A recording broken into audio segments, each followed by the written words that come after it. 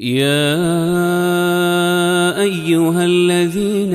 آمنوا إذا نودي للصلاة من يوم الجمعة فاسعوا إلى ذكر الله وذروا البيع ذلكم خير لكم إن كنتم تعلمون. الحمد لله رب العالمين، والصلاة والسلام على سيدنا وحبيبنا محمد وعلى آله وأصحابه أجمعين. ئیمانداران و خواناسانی زۆر بەڕێز، لە دوو تاری ڕابردوودا باسی سینەپاکیمان کرد. سینەپاکی کە سیفاتی بەرزی ئیماندارانە. ئەبێ خواناسان و ئەهلی مزگەوت لە هەموو کەس زیاتر سینەیان پاک بێ بەرامبەر براکانیان، بەرامبەر خوشکەکانیان، بەرامبەر ئەو کەسانەی کەوا هەڵس و کەوتیان لەگەڵدا دەکەن. لە وتارەکاندا گەیشتینە ئەو جێگایەی کە بۆچی سینە پڕ لە کینە دەبێ، بۆچی ئینسان ڕق لە ناو دڵیدا دروست دەبێ. وتاری جمعەی ڕابردوو وتمان یەکێ لە لەمپەرەکان، یەکێ لە هۆکارەکانی دروستبوونی کینە لە دڵدا ئەوەیە کەسێک ڕقل لێبێتەوە چونکە بەلەمپەری بەردەم خۆتی بزانی. نمونەمان لە قورئانە بە ماڵی یعقوب پێغەمبەر و براکانی یوسف وەرگرت سەلامی خوایان لێبێ کە چۆن ئەو برایانە ویسیان یوسفی پاک و بێتاوان کە لەمپەر بوو لە بەردەمی خۆیاندا بە حیسابی خۆیان لە ناوی بەرن. ئەمڕۆ بە وتاری جومعەدا ئینشاء الله باسی ئەوە دەکەین هۆکاری دووەم لە دروستبوونی کینە لە دڵدا ئەوەیە کەسانی خراپ، کەسانی پیس کینە لە دڵیاندا دروست دەبێ چونکە کەسانی پاک و بەڕەوشت و بە ئەخلاق بەلەمپەرێک لە بەردەمی خۆیاندا دەبینن. دەچینە خزمەت قورئان. خۆشەویستان، لە خزمەت قورئانی پیرۆزدا دەبین. لە سوورەتی ئەننەمل ئاەتی 54ەوە دەست پێ دەکەین خوای پەروەردگار ئەو ڕاستێمان بە ڕوونی بۆ ئاشکرا دەکا کە ئەو کەسانەی پاکن، کە ئەو کەسانەی بەڕێزن وەکو جەنابتان بە ئەخلاق و ڕەوش بەرزن، ئەبێت دڵنیابی کەسانێکی نامۆ و منکەڕ لە کۆمەڵگادا دژت دەوەستنەوە. خوای گەورە لە سوورەتی ئەننەمل لە ئاەتی 54دا باسی لووت پێغەمبەرمان بۆ دەکات سەلامی خوای لەسەر بێ. لووت پێغەمبەر یەکێکە لە پێغەمبەرانی بەڕێزی خوای پەروەردگار. دەفەرمێ وەلووطا إذ قال لقومه أتأتون الفاحشة وأنتم تبصرون. ئەی محەممەد صلی الله عليه وسلم، ئەی ئیماندار، کاتێ قورئان دەخوێنیتەوە یادی یەکێک لە پێغەمبەرانی خۆشەویستی ئێمە بکەوە. خوا دەفەرمێ کە لووت پێغەمبەرە کاتێک کەوان نێردرا بە پێغەمبەرایەتی بۆ لای قەومێک کە ئەو قەومە یەکەم کەس بوون لەسەر زەویدا کاری هەرە قێزەونیان ئەنجام دەدا کە بریتی بوو لەوەی وازیان لە حەڵاڵ هێنا بوو. پیاوەکانیان نێرینەکانیان حەزیان بە جوودبوون لەگەڵ مێینەدا نەدەکرد مەگەر بۆ ئەوەی کەوا مناڵێکیان هەبێ یان نەسلیان نەبڕێتەوە. ئارەزوەکانیان بۆ یەکتری دەجوڵا پەنا بەخوای پەروەردگار. قەومێک بوون بۆ یەکەم جار لە مێژووی مرۆڤایەتیدا نێربازیان داهێنا دوول لە ڕووی جەنابتان و مسڵمانان. ئەم پێغەمبەرە بەڕێزە دوای ئەوەی کە داوای لێ دەکردن خوا بناسن بە تاک و تەنها، هاوبەشی بۆ بڕیار مەدەن، خەڵکی نەقیامەت هەیە، ئەو بتانەی کەوا داتان ناون و شەرمێکیان لێ دەکەن و کە شەرمیشیان لێ ناکەن هەر هیچ نین، خوای تاک و تەنها کە ناوی ئەڵڵایە سوبحانەه وتەعالا بەبێ هاوبەش بیپەرستن، شەرمی لێ بکەن، حیساب بۆ قیامەتی خۆتان بکەن. ئەم منکەڕە گەورەشیان لە ناودا بوو. بۆیە فەرمووی ئەتەئتون الفاحشة وأنتم تبصرون. ئەوە هیچ شەرم لە خۆتان ناکەن کاتێک کە ئەم الفاحشە یعنی ئەعظەم الفاحشە خراپترین بەدڕەوشتی ئەنجام دەدەن لەگەڵ یەکتریدا وأنتم تبصرون، لەبەر چاوی یەکتریش ئەنجامی دەدەن، تەماشای یەکتری دەکەن و هیچ شەرم لە یەکتریش ناکەن وەکو شەرم لە خوا ناکەن. جا سەیری قورئان کەم بەڕێزان، وشەی فاحیشە لە قورئاندا بەگشتی لە هەموو قورئاندا بە 4 مانا هاتووە. ئێمە لە کۆتایی هەموو وتارێکی جومعەدا لە وتاری دۆما دەڵێن وەینها عن الفحشاء والمنکر والبغی. خەڵکی نەئاگادار بن لە بیرتان بێ خوا نەهی کردووە لە فاحیشە، فاحیشە لە قورئانە بە چوار مانا هاتووە. مانای یەکەم بە مانا زینایە، هەر وەختێ وشەی فاحیشە لە قورئانە بینی لە هەندێک شوێنە بە مانا زینای نێوانی کوڕ و کچە یان ژن و پیاوە. دووەمیان فاحیشە لە قورئاندا بە مانای نێربازیە، واتە نێرێک لەگەڵ نێرێکە ئارەزوەکانی خاڵی بکاتەوە. سێمیان بە مانای ڕژدی و چروکیە، کەسێک ئەوەی کەوا خوای گەورە فەرزی کردووە لە خزمەتکردنی ماڵ و منداڵی خۆی یان لە بەخشینی سەروەت و سامان و زەکاتی نەیکا، ئەوە شەیطان هانت دەدا ئەو فاحیشەیەت پێ بکە، ئەو بە دەوڵەمەندان. چوارەمیان لە قورئانە بە مانای بڵاوکردنەوەی قسە و قسەڵۆکی و وتوتی و شتی خراپە. ئینسان دایمە بەدوی قسەیەکە بگەڕێ و سەمعەی خەڵکی بریندار و لەکەدارکە، خوا نەهی لەوە کردووە، ئەوەش فاحیشەیە. جا لە قورئانە بەڕێزان دیقەت بدەن، ئەم قورئانە ئەوەندە عەزیمە، تەنانەت یەک پیتی نەک وشەیەک، هەر پیتێکی سەرنجت ڕادەکێشێ.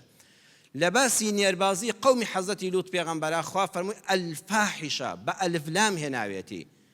هەر ئەو ئەلفلامی سەر ئەلفاحیشە پێمان دەڵێ خەڵکینە لە لای خوا عقوبەی نێربازی لە زینا قورسترە. چونکە خوا لە باسی زینادا دەفەرمێ کە کوڕ و کچێک زینا بکەن دەفەرمێ وەلا تەقرەبوا الزینا ئینەه کان فاحیشەة وساء سەبیلا. قەت نزیکی زینا مەکەونەوە، واتە لە تێکەڵاوی نامەحرەم و لە تەوقە و هاتوچۆ و بەیەکەوە دانیشتن و کوڕ و کچێک بە نامەحرەمی بە تەنیا بەیەکەوە، خۆ لەوانە پارێزن چونکە سەرنجامی دەگاتە زینا. خۆ لەوانە پارێزن و نزیکی زینا مەکەونەوە، چونکە بەڕاستی زینا کارێکی قێزەونە، کارێکی ناشرینە، خراپترین جۆری ڕێگایە بۆ گەیشتن بە مەرامەکانی خۆت. دوورکەوتنەوەی لە نیکاحی شەرعی، لە نەوەی پاک. لە زینا خراپتر زینای مەحاریمە. خوا دەفەرمێن نێربازی لە زینا خراپترە تاوانەکەی لای خوا. لە ناو زینادا ئینسان زینا لەگەڵ کەسانێکا بکا کە خوا لێی حرام کردوون، وەکو خوا لە قورئانە لە سوورەتی ئەنیسا ئاەتی 22 دەفەرمێ ولا تنكحوا ما نكح آباؤكم إلا ما قد سلف إنه كان فاحشة ومقتا وساء سبيلا. هەرگیز نەکەن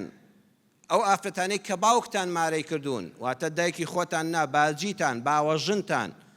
ئەو باوەژنانەتان کە باوکتان مارەی کردوون و خێزانی دووەم یان سێمی باوکتانن، نەچن ئێوە مارەیان کەن. لە شەرعا دەفەرمێ ئەگەر پیاوێک ژنێکی مارە کرد، دوایی هەر لەو مەدیسەیە تەڵاقی دایەوە، هەتایە کوڕەکانی ناتوان ئەو ئافرەتە مارەکەن، تازە وەکو دایکیان حسابی بۆ کرا. لە پێش ئیسلامە باوکەکە مارەی دەکرد، دەشت چووە لای تەڵاقی دەدایەوە، کوڕەکەی دەچوو دوای دەیخواست. ئیسلام ئەوەی قەدەغە کرد، ئەوە نیکاحی مەحاریمە، واتە ئەو باوکە کە ئافرەتێکی مارە کرد هەتا نەشی گواستێتەوە، نەش چێ بۆ لای، نەش چوو بێتە لای، هەتا لە کوڕەکانی حرامە، حکمی دایکیانی بۆ هەیە، بیگوازێتەوە یان نەیگوازێتەوە. بەڵام ئەوەشتان بزانن، هەر لە سوورەتی نیسا خوای پەروەردگار دەفەرمێ ئەگەر ئافرەتێک بێهاوژین بوو، واتە لە هاوسەرەکەی جیابوو بۆەوە، یان مێردەکەی مردبوو، کچێکی هەبوو، کچەکەشی عازەب بوو، ئەگەر پیاوێک ئەم ئافرەتەی مارە کردەوە، ئەم بێهاوژینەی مارە کردەوە کە تەلاق دراوە یان مێردەکەی مردووە، کچە عازەبەکەی لێ حرام نابێ، حتا دایکەکە دەگوازێتەوە و دخولی پێدەکە و سەرجێگایی لەگەڵ دەکا، ئەو کاتە دەستنوێژی ئیتر لە کچەکە ناشکێ. بەڵام ئەگەر ئافرەتەکەی مارە کرد، دوایی نەگونجان نەگەیشت بۆ حەدی گواستنەوە و تەلاقی دایەوە، ئەو کچەی لێ حرام نابێ، نابێتە کچی، بەس بە گواستنەوەی لەو کاتەوە کچەکەی لێ حرام دەبێ. ئەینا پێشتر هەر دەستنوێژی لێ دەشکێ، و ئەگەر تەلاقیشی دایەوە نەیگواستبەوە، ئەو کچە بە کچی خۆی حساب ناکرێ. بەڵێ خوای گەورە لێرەدا لە نیکاحی مەحاریما فەرمووی سێ گوناهی بۆ دانا، فاحیشەة ومەقتا وساء سەبیلا، کردی بە سێ خاڵ. لە زینای کوڕ و کچە فەرمووی فاحشة وساء سبيلا. سيدي وردي قرآن كان برزان ليردا كاتك كوا كسي باوجني خوي معركاتوا دفرمي فاحشة ومقتا وساء سبيلا. براستي كاريكي ناشرين ودزيوا مقتا يعني خوازور قيلي بيتوا، وساء سبيلا رشكيكي خرافة دورة لعرف باي كومالاتي جوان وشرعيان وكومالاتي إنساني بريس. بويا قرآن لهموان دا لباسي زنا دا لباسي زناي محارمش دا الافلامي بفاحشة ونناوى هر فاحشة، بلام لباسي نيربازي دا دفرمي أتأتون الفاحشة الافلامي لسرا واتقنا هكي لا إخوان لوانش قولترا كسك أو قناها أنجام دا زناي لقال دايكو خشتي خوي دا كرد به هيش دا قناهي نيربازي قولترا لا إخوة لا إخوة إنه كان فاحشة وأتأتون الفاحشة وأنتم تبصرون گوناهەکەش بۆیە ئەوەندە گەورە بوو لوط پێغەمبەر سەلامی خوای لەسەر بێ فەرمووی ئێوە لەبەر چاوی یەکە ئەم کارە دەکەن ويعلم فرميان أن الفواحش تقبح بحسب ما يقترن بها دفرمي گناه كان گەورە تر دەبن و ناشرینتر دەبن لای خوای گەورە بە پێی ئەو بارودۆخەی کە ئەنجام دەدرێن ويا لقرآن أخوي پروردگار لسورة العنكبوت آياتي 29 دا فرمي وتأتون في ناديكم المنكر لوط پیغمبر دي فرمو بترسن خوا غضبتان لێ دەگرێ چونکە ئێوە یانەتان هەیە جا نادی کە بە کوردی خۆمان پێ دەڵێن بیانە بەو شوێنە دەوترێت کە خەڵک لە ڕۆژە لێی کۆ دەبێتەوە قومی لوط پێغەمبەر سەلامی خوای لەسەر بێ ئەوەندە بێ ڕەوشتێکەیان لە سنوو دەرچوو بوو شوێنی تایبەتیان هەبوو قاعەی تایبەتیان هەبوو بە ڕۆژ لێی کۆ دەبوونەوە لەبەر چاوی یەکتر ئەو نێرینانە پەلاماری یەکتریان دەدا و جوود دەبوون لەگەڵ یەکتردا نێربازیان دەکرد هەموو لەبەر چاوی یەکترە ئەمجا فیکەیان لێ دەدا و ئەمجا چەپڵەیان بۆ یەک دەدا و هاواریان دەکرد لوط پێغەمبەر نەهی لێکردن و ئەنتم تبصرون هیچ شەرم لە خوا ناکەن ئەم ئاەتە پێمان دەڵێ نێربازی زینا قێزەونترینی گوناهەکانە بەڵام ئەگەر بە ئاشکرا کرا پەنا بەخوا ئەگەر لە پەرلەمانە داوای بۆ کرا یاسای بۆ دەرچێوەکو و جەنابتان دەبیستن خەڵکانێک داوا بکەن پەرلەمان یاسای بۆ دەرکا بە یاسا بکرێت شوێنیان بۆ بکرێتەوە مارە بکرێن لە یەکتر ئەگەر بەرنامەی لەسەر تەلەڤیزۆن بۆ تەقدیم کرا بە بێ شەرم و شکۆ خەڵکێک داوای کرد ئەو پەڕی گوناهەکە گەورەتر دەبێت چونکە زانایانی ئێمە فەرموویانە من يرتكب المعصية يسمى عند الله عاصيا ئەمانە بابەتی عەقیدەین موسڵمانان جوان گوێی بۆ بگرن کەسێک گوناهێک دەکات لە بینی خۆی خوادا دەیکا شەرم لە خوا دەکا خۆی بە گونەهبار دەزانێت دەیشارێتەوە لە خەڵک لای خوا پێی دەوترێت سەرپێچی کار عاسی بەڵام وأما من يفعلها أمام الناس كسي گناهێکی کرد لەبەر چاوی خەڵکە شەرمی نەکرد ئەو یەفتەخیر بها یان شانازی پێوە کرد باسی کرد وتی من ئەو گوناهەم کردەوە ئەو گوناهەم کردەوە بۆ خەڵکی گێڕایەوە داوای کرد وتی ئەوە ئازادی شەخصیە ئەوە حڕیەتی ئینسانە ئەوە مافی مرۆڤە ئەوە دیموکراسیە فهو يسمى عند الله فاجرا أو عاصينية أو لا يخواي پروردگار بيدا وتري فاجر والفاجر أشد من العاصي گناهي إنساني فاجر كالشرم لگناها كيناكا لا يخوا زور قورة رو قرسترا لكسي كگناه دكا والشرم لخوا دكا ودايدا پوشه سزاي نيربازي لشريعة إسلام دا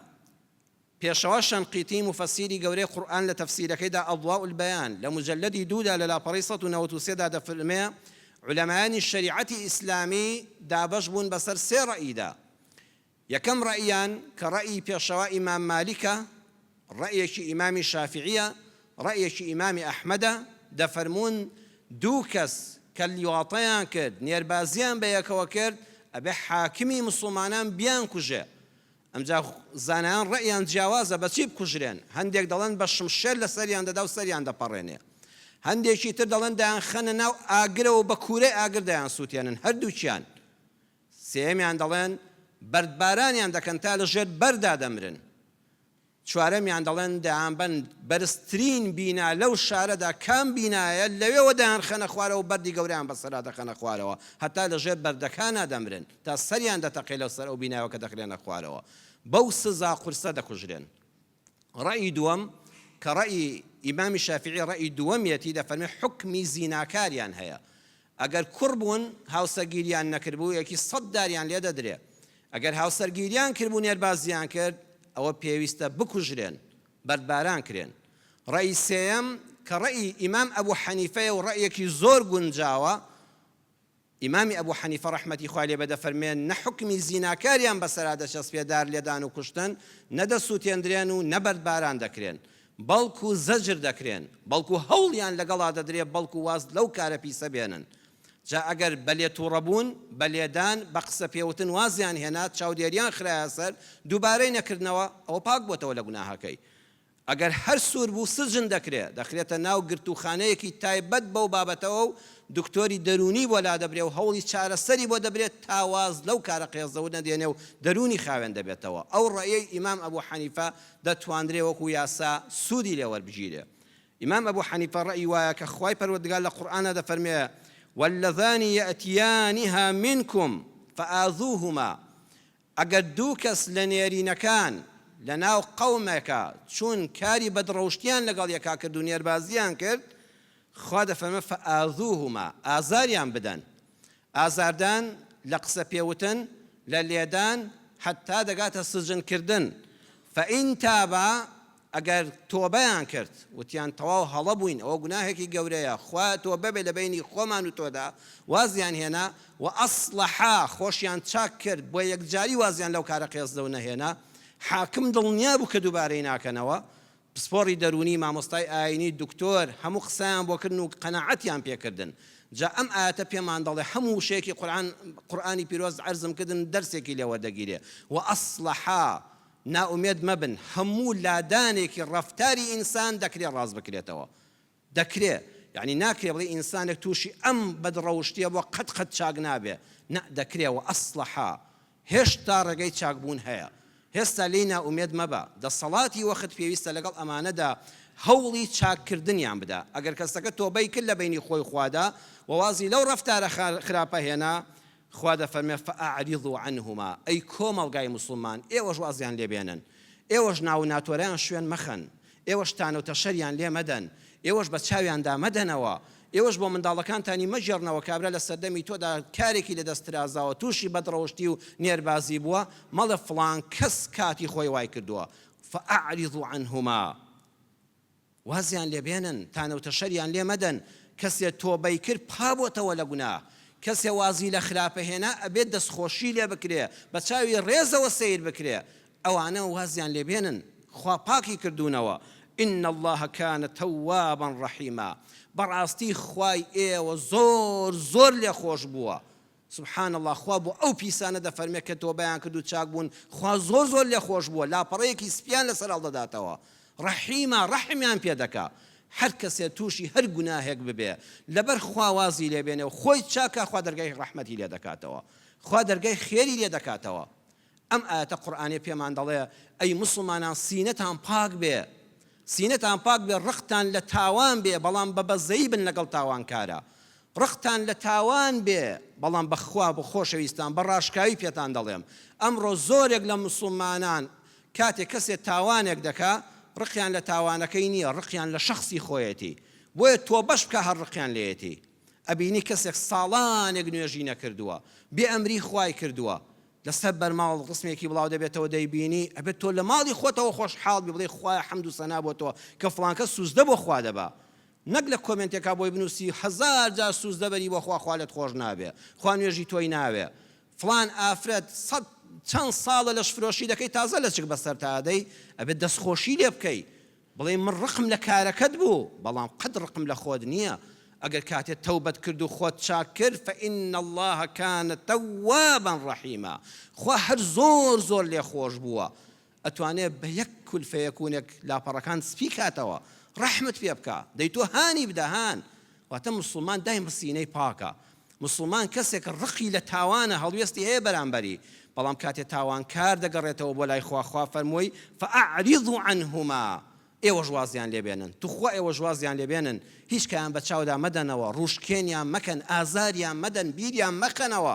بەڵکو دەستخۆشیان لێ بکەن بیان هێننەوە ناو کۆمەڵگا ئەوانە چاک بوون ئەم قەومەی لووت پێغەمبەر سەلامی خوای لەسەر بێت چەند ساڵ ئەم پێغەمبەرە بە نەرمی ئامۆژگاری کردن فما كانت جواب قومی ئەمە مەقسەدی وتارەکەی ئێمەیە کە عەرزم کردن کەسانی پیس ڕقیان لە کەسانی پاک دەبێتەوە لە جیاتی سوپاسی لووت پێغەمبەر بکەن بە قسەی بکەن سبحان الله یەک دانە کەسیش لەو قەمەوازی لەو خراپە نەهێنا یەک کەس ئیمانی پێ نەهێنا وێ زۆر جار دەوترێ ئەم هەموو وتارە دەخوێندرێتەوە وتار دەخوێندرێتەوە تۆ ئەرکی سەرشانی خۆت جێبەجێ دەکەی هیدایەت بەدەستی ئەڵڵایە یان ئەو کەسەی کە خۆی حەزی لە هیدایەتەوە بە دوویدا دەگەڕێ وەری دەگرێ ئەو پێغەمبەرە بەڕێزە ئەو هەموو ساڵە ئامۆژگاری ئەو قەومە بەدڕەوشتەی کرد یەک کەس وازی لە بەدڕەوشتی نەهێنا بە قسەیان نەکرد بەڵکو لە وەڵامە پێیان وت ئەخریجوا ئالە لووط من قەریەتیکم لووت و ئەوانەی وەکو ئەو بیر دەکەنەوە ماڵ و منداڵەکەی ئەو یەک دوو مسڵمانەی کە شوێنی کەوتون لە دێیەکەتان لە گوندەکەتان لە شارەکەتان دەریان کەن لە ئاوەدانیەکەتان من قەریەتیکم ئێرە شوێنی ئێمەیە ئەمە هاتۆ خۆی لێکردوین بە پێغەمبەر و ئامۆژگاریمان دەکات دەریکەن شار بە دەریان کەن لێیاندەن بەربارانیان کەن إنهم أناس يتطهرون ئەوانە خۆیان پاک ڕادەگرن دیارە ئەمان بە توانجەوە دەوت تعلیقیان لێدەن ئەها ئەمانە زۆر خۆیان بە پاک دەزانن ئەمانە نزیکی نێربازی ناکەونەوە ئەم ئاەتە قورئانێ پێمان دەڵێ حتا قیامەت ئەو کەسانی کە حەزیان لە بەدڕەوشتیە ئەو کەسانی حەزیان لە دەستزینایە ئەو کەسانی حەزیان لە پیسیە واللهی تۆی مسڵمانی پاکداوێنی بە ئەخلاق بە دواکەوتوو دەزانێ بە ڕجعیت دەزانێ بە کۆنەپەرستت دەزانێ ئەڵێ دەبێت تۆ دەربکرێ وڵاتی من بێ من ئازاد بم یاسام بۆ دەرکرێ بەڵام تۆ تێی نەگەیشتووی ئەوە دەبێت بەلاتەوە ئاسایی بێ ئەو پیسانەوە بە پاکەکان دەڵێن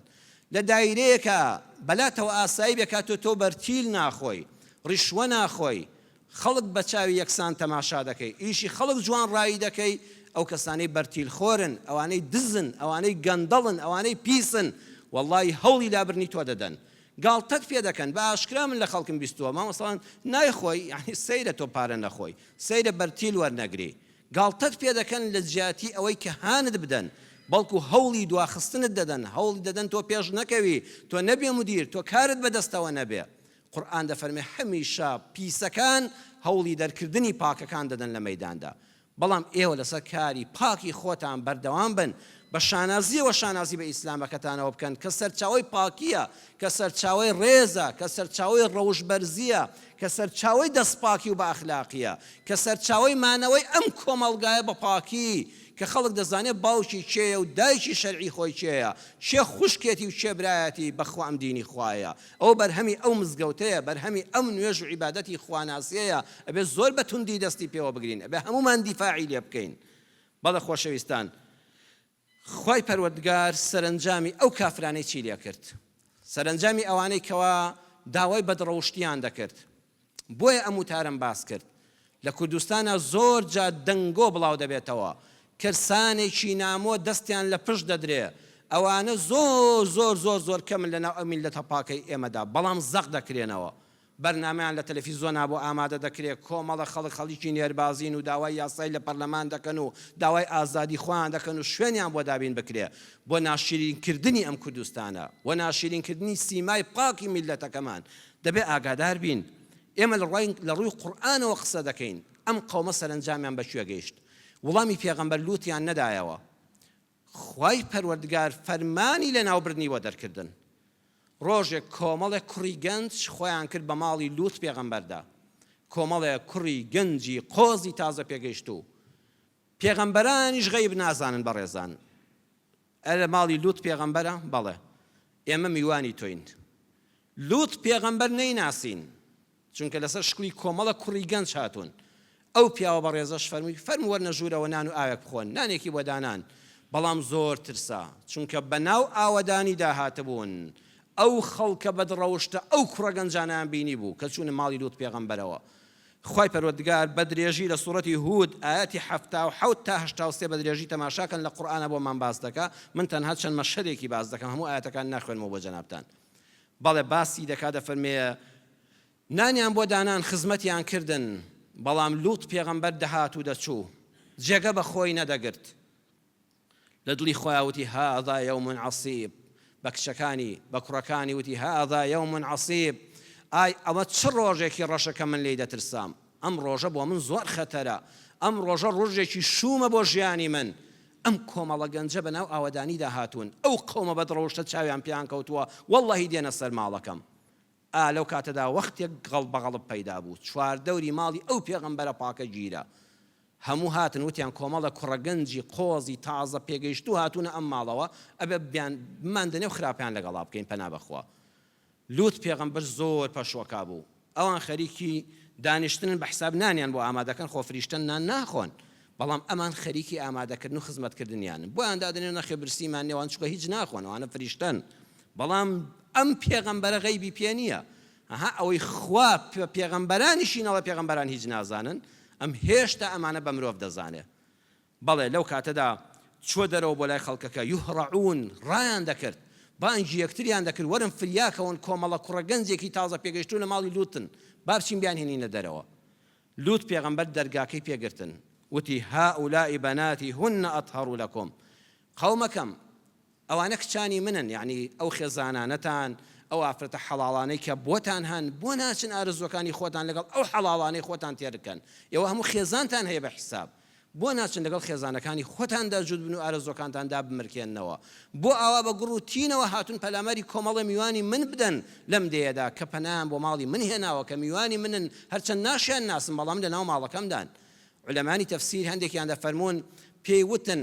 ئەگەر کچەکانی خۆمتان بدەمێ نایڵم دەست بۆ میوانانە درێژکەن یعنی تەحەدای کردن دڵنیابن دیفاعیان لێ دەکەم چۆن نایڵم دەستان بە کچەکانم بگا ئاوا نایڵم دەستان بە میوانەکانم بگا ئەمجا دەیفەرموو وەلا تخزونی فی ضیفی لەبەریان دەپاڕایەوە توخوا لەبەر چاوی میوانەکانمدا شەرمەزارم مەکەن توخوا مەیەنە ژوورەوە توخوا بڵاوی لێ بکەن و واز بێنن وەلا تخزونی فی ضیفی لەبەر چاوی میوانەکانمدا شەرمەزارم مەکەن وازم لێ بێنن دەیفەرموو ئەلەیسە منکم ڕەجوڵ ڕەشید ئەوە یەک پیاوی مەردتان تێدا نییە یەک کەس یەک پیاوی مەرد لەم دێدا نییە بەرگریتان لێ بکەوە بڵێ کاری وا ناشرین مەکەن ئەلەیسە منکم ڕەجوڵ ڕەشید یەک کەستان تێدا نییە مەرد و بە شەهامەت بێ و دیفاعمان لێ بکە ئەمجا وتیان ئەی لوت خۆت دەزانی ئێمە نە ئافرەتمان دەوێ نە کچمان دەوێ نە ژنمان دەوێ ئێمە ئەو کوڕە گەنجانەمان دەوێ چاک بزانە خۆت بیان هێنە دەرەوە تەسلیممان کە لەو کاتەدا لوت پێغەمبەر زۆر پەشۆکا بوو وەکو هەر مرۆڤێک فەرمووی لەو ئەنە لی بیکم قووە ئەو ئاوی ئیلا ڕوکنین شەدید خۆزگە هێز و دەسەڵاتم ئەوەندە دەبوو ئێستا پەلامارم دەدان بەڵام من بەتەنیا و کۆمەڵە ماڵ و منداڵی لاوازم لەگەڵدایە ئەو هەموو خەڵکە چوادەوری ماڵەکەی منیان گرتووە خۆزگە پیاوێکی دەسەڵاتداری بەڕێزم دەناسی و پەنام بۆ دەبر کە هێزێک بنێرێتە سەرتان و بڵاوەتان پێ بکە خۆزگە دەسەڵاتم دەبوو ئەی ئەم چنەکبەتێکن ئێوە ئاوا بە ڕۆژی ڕووناک داوای فاحیشەگەری و خراپەکاری دەکەن لەو کاتەدا فریشتەکان تێگەیشتن کە لوت لە چ بارودۆخێکی دەرونی نە ئاساییدایە چوون و بۆ لای وتیان مەترسە ئێمە مرۆڤ نین ئێمە کوڕی گەنج نین ئێمە فریشتەین لەسەر شکلی ئینسان هاتوین بۆ ماڵەکەی تۆ پێشتر میوانی ئیبراهیم پێغەمبەری بووین ئێستا هاتوون بۆ لای تۆ مەترسە ئەوانە ناتوانن بێنە ژوورەکەی تۆوە ناتوانن پەنجە لە تۆ دەن چ جای لە ئێمە جا دەفەرمێ لە هەندێک ڕیوایەتە دەفەرمێ هەندێک خۆڵیان بەدەم و چاواکردن ئەوانە چاویان شوێر بوو بە بۆڵە گەڕانەوە چوادەوری ماڵی لوت پێغەمبەریان چۆڵ کرد هەر نەیانزانی چۆن سەریان لێشێوە وتیان هاتوین کۆتایی ئەم قەومە پیسە بێنین بەری بەیان کۆتایی ژیانیانە تۆ خۆت لە بەری بەیانە پێشبانگی بەیانی ئەی لوت پێغەمبەر خۆت و ماڵ و منداڵ و مسلمانەکان ڕزگارکە ئەم ئاوایەتی عادەتیە خۆتان ئێوە بەجێ بێڵن ئیلا امرأەتەکە بەڵام ژنەکەت نەبێ ژنەکەت بەجێ پێی مەڵێ بە دزی ژنەکەتەوە خۆی لێ بدزنەوە و بەجێ بێڵن چونکە ئەو ژنە یوسیبها ما ئەصابەهم ئەوەی کە بەسەر ئەو قەومە بێدین و فاجر و فاسقەدا دێ بەسەر ئەوی شادەیە چونکە ئەو ژنە بێ ئیمان بوو ئەو هەموو ساڵە ئەو ژنە لەگەڵ ئەو پێغەمبەری خۆیادا بوو ئیمانی نەهێنا دڵی لەگەڵ قەومە کافرەکەدا بوو بەڕێزان ئەم قسەیە زۆر دەرسێکی عەقیدەیی گەورەمان دەداتێ پێمان دەڵێ مصیبها ما ئەصابەهم ئەو ژنە خۆ بە حیاتی خراپەی نەکرد بوو نابێ ژنی پێغەمبەران سەلامی خۆیان لەسەر بێ قەت بێ ڕەوشت بێ ئەوە دوورە لە کاری خێزانی پێغەمبەرانەوە ئەگە کافریش بێ ئەو ژنە بە حیاتی داوێن پیسی نەکرد بوو بە حیاتی خراپەکاری لەگەڵا نەکرا بوو دامێنی خراپەی نەکرد بوو بەڵام لە بیر و بۆ چووندا فکری لەگەڵ کافرەکان بوو دژی پەیامەکەی لوت پێغەمبەر بوو بۆیە لە ڕووی فکرەوە لەگەڵ ئەوان بوو نەک لە ڕووی ڕەوشتەوە خوا فەرمووی لەگەڵ ئەوانە لە ناوی دەبم ئەمە بۆ پەرلەمانتارەکانی ئێمە بۆ ئەو کەسانی ئەگەر ڕۆژە حکومەتی هەرێمی کوردستان دەستوری هەبێ بەئیستی خوا ئەبێ زۆر ئاگادار بن با تۆ عەرەق نەخۆی با تۆ لەواتە و نێربازی نەکەی با تۆ بە حیاتی دەستنوێژی حرامت لە کەسێک نەشکابێ با ئەوەندە پاک بی کە قەت زیناد نەکرد بێ پەنا بەخوا ئەگەر بەس ئەوەندە بڵێ دەبێ حکومەت مافی دەشفرۆشانیش دابین کە مافی نێربازەکانیش دابین کە مافی عەرەقخوارەکانیش دابین کە هەرچە خۆ من ئەو شتانە ناکەم خوا لەگەڵ ئەوانە حیسابت بۆ دەکا ڕێک دەستی قاڵبی ئەوانەوە ئەبێ زۆر وریابن لە یاساداناندا حکمەکانی خوا هێڵی سوورن بە هیچ شێوەیەک نابێت کەس ئەو دیویان بکەوێن نابێت ببەزێندرێن واللهی مافی هەموو کەسێک ئەوانەی کامەی خراپن لە شریعەتی خوای پەروەردگارە هەیە ئەوە تا خوا دەفەرمێ کابرا زیناکاری کردووە نێربازی کردووە هەوڵ بدەن تۆبە بکە هەوڵ بدەن چاکی کەن هەوڵ بدەن بیهێنەوە سەر ڕێگای ڕاست کۆمەڵگاش لەگەڵی بەڕەحم بێت خوا لە کام یاسای دیموکراسیدا ئەوە هەیە لە کام یاسای مافی مرۆڤە ئەوەی لە ئیسلامی ئێمەدا هەیە بۆ هەر بێدینێک هەیە بەڵێ فەرمووی ژنەکەت تیا دەچێ كانت من الغابرين لەگەڵ ئەوانە تیا دەچێ بەری بەیان ئەلەیسە الصبح بقەریب بەری بەیان زۆری نەماوە ئەی لوت سەبر بگرە کۆتاییان پێهات لوت چوە دەرەوەی ئاوایی و خۆی و کچەکانی و یەک دوو کوڕێکی ئەگەر هەبوو بێ قورئان باسی کوڕەکانی ناکە یەک دوو موسڵمانێکیش کە لەگەڵیا بوون گوندەکەیان بەجێهێشت خوای پەروەردگار دەفەرمێ وأمطرنا عليها حجارة من سجيل منضود بەردێکمان بەسەرا باراندن کە قوڕی سوورەوە کراو بوو قوڕێک بوو زانان ئێستا پاژماوەی ئەو بەردەیان دۆزیوەتەوە ئەڵێن 5,000 پلەی گەرمی سوور بۆتەوە 5,000 پلەی گەرمی کوورەیەکەوە پلەی گەرمیەکەی 5,000 پلە بێ لە بەرد ڕەقتری دەکا ئەوەی کە بەسەریان داباری لە ئاسمانەوە بەسەر ئەو قەومەدا ئەو قوڕە سوورەوە کراوە بوو وەکو بەردی لێ هاتبوو خوای پەروەردگار دەفەرمێ مسەوەمەتەن عند ربک دیاری کرابوو لەلایەن خوای تۆ ئەی محەممەد صلی الله عليه وسلم ئەوەکانیانی لێسەر دیاری کرابوو ئەم بەردە لە ئاسمانەوە دیاری کراوە بۆ سەرسەری فڵان کەس ڕێک پێی دەکەوت چۆن ئێستا ساڕوخ کارتەکەی تێدەکرێت ئەڵێ دەچێ فڵان پەنجەرە لە فڵان بیناوە ڕێک هەڵە ناکە شوێی بۆ دیاری کراوە دەچێتەوە شوێنەوە خوای باڵادەستی جیهانیان زۆر بەلایەوە ئاسانە ئەو پارچە قوڕە سوورەوە بووە کە وەکو بەردی لێ هاتبوو ئاگرین لە ئاسمانەوە دەهاتە خوارەوە خوای پەروەردگار دەفەرمێ مسەوەمەتەن ناوەکەی لەسەر بوو جا هەبوو بەردەکە گەورەتر هەیە بچووکتر ئێستا پاژماوەکانی دۆزراوەتەوە هیوا هەبوو بەس بەشداری کردبوو هیوا هەبوو چەپڵەی لێدا بوو هیوا بوو فیلکەی بۆ لێدەدان هیوا هەبوو خەڵکەکەی کۆ دەکردەوە بە پێی گوناهەکەیان زۆری و کەمی تاوانەکە ئەوەی پێشەنگ بوو ئەوەی بۆ دەدا بەردەکەی گەورەتر بوو تاوانەکەی بچووکتر بوو بەردەکەی بچووکتر بوو بەڵام هەموویانی بەیەکەوە لە ناوبەر دەزانی بۆ کوێ ڕاکەن هەمویان تێدا چوون ئەهلی ئەو شوێنە خوای گەورە دەفەرمێت جعلنا عالیها سافلها یەکسەر گڕکانێکی ژلەیدان سەر و ژێری کردن یەک پارچە لە ئاگرا سووتان و لاشیان بوو بە بەرد وەکو بەردی لێکردن ئێستا شوێنەوارەکانیان دوای ئەو هەموو هەزاران ساڵە ماوە لێرەدا قورئانی پیرۆز لەم باسی لوت پێغەمبەرە پێی وتین ئاگاتان لە خۆتان بێ ئەی ئومەتی محەممەد صلی الله عليه وسلم نەکەن کارێک لە ناو کۆمەڵگاتاندا بکرێ شانازی بە گوناهەوە بکرێ چونکە کاتێ شانازی بە گوناهەوە کرا و داوای یاسا و قانونی بۆ کرا بترسن غەزەبی خواتان لێ بگیرێ خوای پەروەردگار لەسەر کوفر لەسەر بێدینی بە ئاشکرا قەومی لوت پێغەمبەری لە ناو برد و دڵنیاش بن سینەی ئەو خوانە ناسانە پڕ لە کینەیە بەرامبەرتان حتا تۆ پاکبی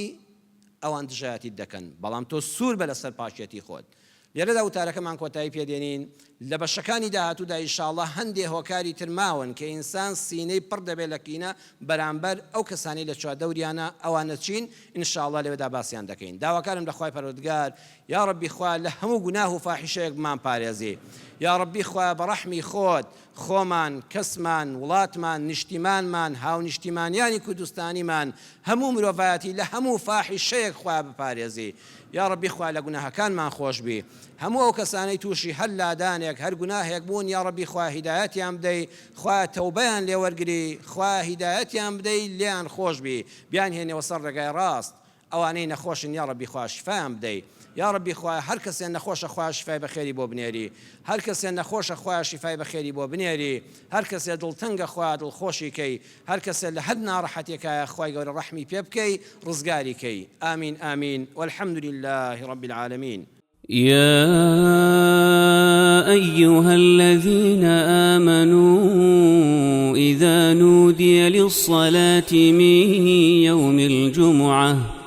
فاسعوا إلى ذكر الله وذروا البيع